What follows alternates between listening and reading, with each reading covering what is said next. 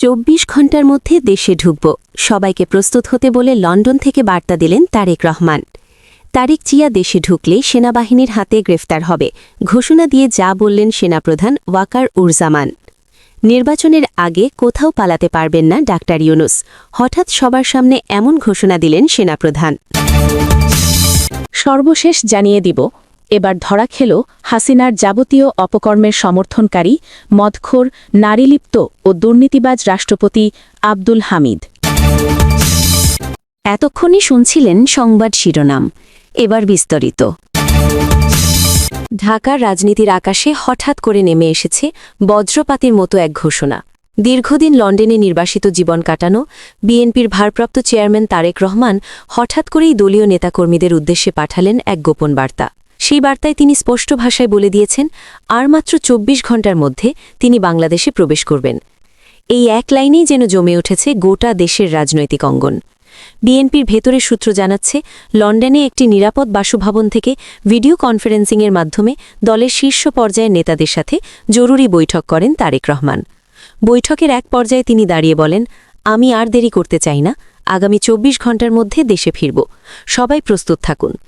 এই ঘোষণার পরপরই মিটিং রুমে উপস্থিত নেতারা একে অপরের দিকে তাকিয়ে থাকেন। কেউ বিশ্বাস করতে পারছিলেন না সত্যিই কি ঘটতে যাচ্ছে।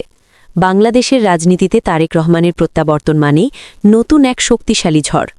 তিনি ফিরে এলে সরকারের জন্য পরিস্থিতি নিয়ন্ত্রণে রাখা কঠিন হবে, কারণ দেশের ভিতরে বিএনপি সাধারণ কর্মী থেকে শুরু করে সিনিয়র নেতা পর্যন্ত সবাই বহু বছর ধরে অপেক্ষা করছে এই দিনটির। বিশেষ করে গত বছরের রাজনৈতিক অস্থিরতা, আওয়ামী লীগের পতন ও নতুন ক্ষমতার ভারসাম্যের প্রেক্ষাপটে তারেক রহমানের আগমন যেন নতুন আগুনে ঘি ঢেলে দেবে। প্রশ্ন হচ্ছে, তিনি কি সত্যিই নিরাপদে দেশে ঢুকতে পারবেন? রাজনৈতিক বিশ্লেষকরা বলছেন, তারেক রহমানের এই ঘোষণা কেবল বিএনপি নয়, বাংলাদেশের প্রতিটি রাজনৈতিক শক্তিকেই নাড়িয়ে দিয়েছে। কারণ তিনি দেশে ফিরলে প্রথমত দলের মনোবল অস্বাভাবিকভাবে বেড়ে যাবে, দ্বিতীয়ত বর্তমান সরকারের সাথে নতুন সংঘাত অস্বাভাব্য হয়ে উঠবে। এই ঘোষণার পরপরই রাজধানীতে বিএনপি নেতাকর্মীদের মধ্যে তীব্র উত্তেজনা ছড়িয়ে পড়েছে। সামাজিক যোগাযোগ মাধ্যমে দলে দলে নেতাকর্মীরা লিখছেন, চেয়ারম্যান ফিরছে, প্রস্তুত হও, ২৪ ঘণ্টার কাউন্টডাউন শুরু, ইত্যাদি বার্তা। বিভিন্ন জেলা থেকে খবর আসছে, স্থানীয় বিএনপি অফিসগুলোতে নেতারা জরুরি বৈঠক ডাকছেন এবং মাঠ পর্যায়ের কর্মীদের সংগঠিত হতে নির্দেশ দিচ্ছেন। অন্যদিকে আইন শৃঙ্খলা বাহিনীও নড়েচড়ে বসেছে। গোপন গোয়েন্দা প্রতিবেদনে জানা গেছে, এয়ারপোর্ট থেকে শুরু করে সীমান্তবর্তী বিভিন্ন স্থানে কড়া নজরদারি বসানো হয়েছে। কেউ বলছেন সরকারের ভিতরে বিভক্তি আছে, কেউ চায় না তারেক রহমান ফিরুক, আবার কেউ মনে করছে তাকে আটকালে পরিস্থিতি ভয়াবহ হতে পারে। রাজনৈতিক মহলে গুঞ্জন চলছে, তারেক রহমান কি হঠাৎ করে বিমানযোগে ঢাকায় অবতরণ করবেন, নাকি সীমান্ত পেরিয়ে ভিন্ন কোনো পথে প্রবেশ করবেন। তারেক রহমান এতদিন ধরে যে সতর্ক ও গোপন কৌশলে রাজনীতি করে আসছেন, তাতে মনে করা হচ্ছে এবারও তিনি চমক দেখাতে পারেন। এদিকে বিএনপির সিনিয়র যুগ্ম মহাসচিব রুহুল কবির রিজভী সাংবাদিকদের মুখোমুখি হয়ে বলেন, আমাদের নেতা আসছেন, আর এটাই যথেষ্ট।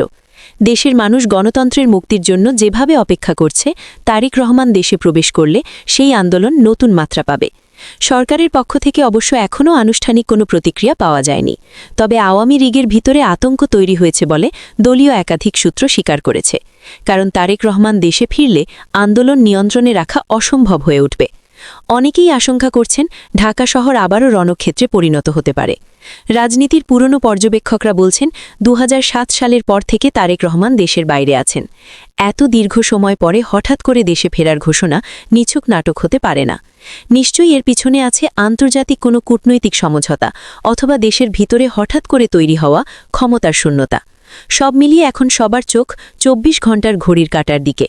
বিএনপির কর্মীরা উন্মুক্ত হয়ে আছে তাদের নেতাকে বরণ করার জন্য। সরকার ও আইন শৃঙ্খলা বাহিনী সতর্ক অবস্থানে। সাধারণ মানুষও কৌতূহলী হয়ে তাকিয়ে আছে, সত্যিই কি আগামী ২৪ ঘণ্টার মধ্যে লন্ডন থেকে ফ্লাইটে চড়ে ঢাকার মাটিতে নামবেন তারেক রহমান, নাকি আবারও শেষ মুহূর্তে কোনো অদৃশ্য শক্তি বাধা হয়ে দাঁড়াবে।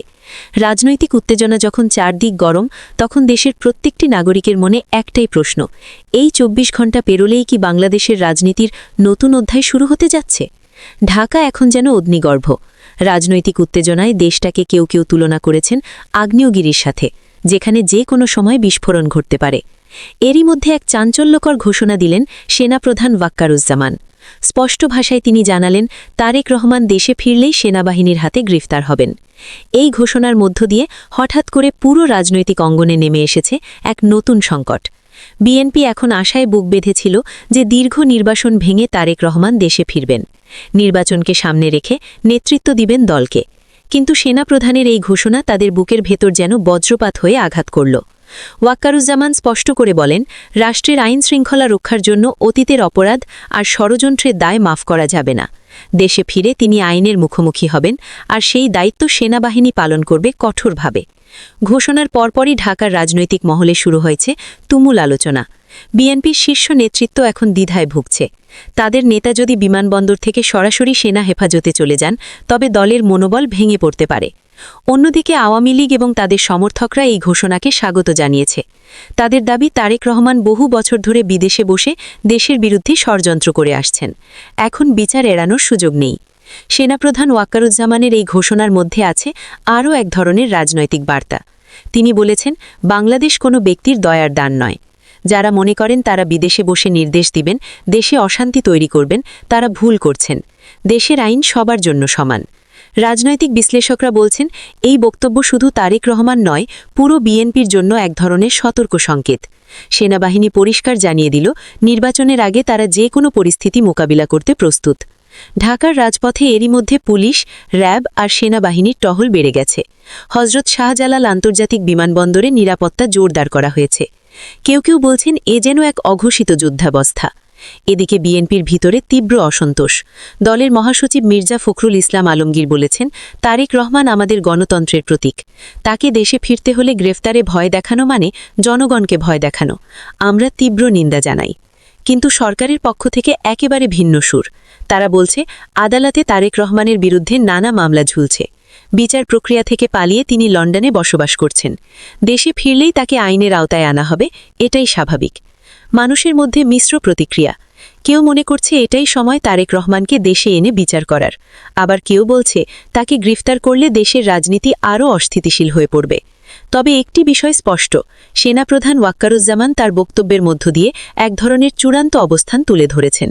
তিনি যে শুধু রাজনৈতিক বার্তা দেননি, তার সঙ্গে দিয়েছেন আইন শৃঙ্খলা রক্ষার কঠোর প্রতিশ্রুতি। ঢাকার সাধারণ মানুষ এখন অধীর আগ্রহে অপেক্ষা করছে। যদি সত্যি তারেক রহমান দেশে ফিরেন, তবে কেমন দৃশ্য দেখতে হবে বিমানবন্দরে? কি হবে সেনাবাহিনী ও বিএনপি কর্মীদের মধ্যে সংঘর্ষ হলে?